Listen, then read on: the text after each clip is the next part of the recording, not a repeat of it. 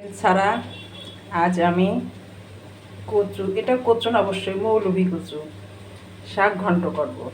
এর মধ্যে প্রথমে আমি পেঁয়াজ কাটা, মরিচ কাটা, রসুন কাটা দিয়ে দিলাম। এবার লবণ দিয়ে আমি এটা সিদ্ধ করতে দেবো। আমি সিদ্ধতে বসিয়ে দিয়েছি। এর মধ্যে আমি কিছু ইলিশ মাছের চোপড়া নাড়ি দিয়ে দেব। ইলিশ মাছের চোপড়া আর নাড়ি দিয়ে দিলাম। এবার এটা সিদ্ধ হতে হতে আমরা ঘুরে আসবো। শাকটা আমি একটু উল্টে পাল্টে দেবো। ততক্ষণ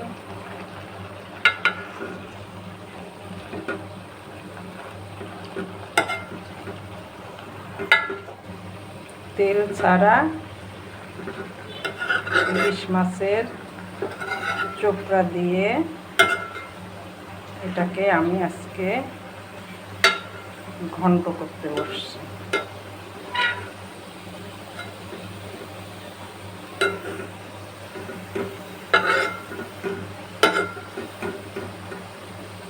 একটু পানি আছে যদিও বা, তারপর আমি একটু পানি দেবো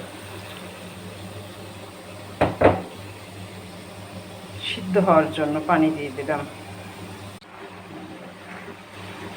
আমাদের শাকটা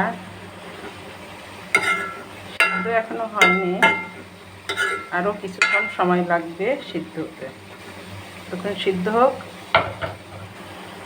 আমরা ফিরে আসছি। আমাদের শাকটা প্রায় সেদ্ধ হয়ে আসছে। আমরা আরও কিছুক্ষণ রেখে দেব।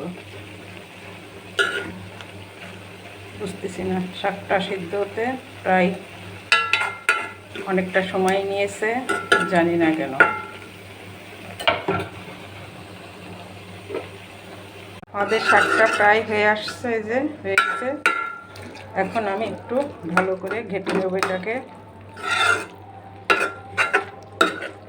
এটার মধ্যে একটু তেল নাই, তেল ছাড়া এটা আমি ঘন্ট করছি। তবে এইভাবে শাক ঘন্ট করলে তেলের প্রয়োজন হয় না, খেতেও খারাপ লাগে না, বেশ খেতে ভালোই লাগে। শাকটাকে আঠালো করার জন্য আমি এবার একটু এর মধ্যে আটা দিয়ে দেব। চাউলের গুঁড়া দিলেও হয়, চাউলের গুঁড়া না দিয়ে আমি একটু আটা দিলাম। এবার এটাকে আমি ভালো করে ঘেঁটে নেব। এই যে আমাদের শাক ঘন্ট হয়ে গেছে। আপনারা এইভাবে শাকটা ঘেঁটে নিতে পারেন।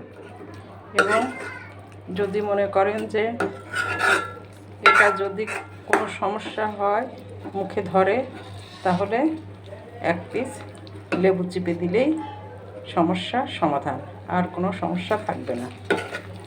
ঠিক আছে, আপনারা এভাবে তেল ছাড়া শাক ঘন্ট একটু খারাপ লাগে না। তেল আর দিলেও যেরকম লাগে, না দিলেও সেরকম লাগে। তাই তেল ছাড়া এই ঘন্টটা আমি করলাম। আপনারা পারলে করে খাবেন, এটা সত্যি অপূর্ব স্বাদ।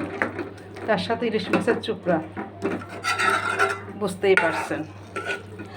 ঠিক আছে, আমরা এবার পরিবেশনে যাব। বাই।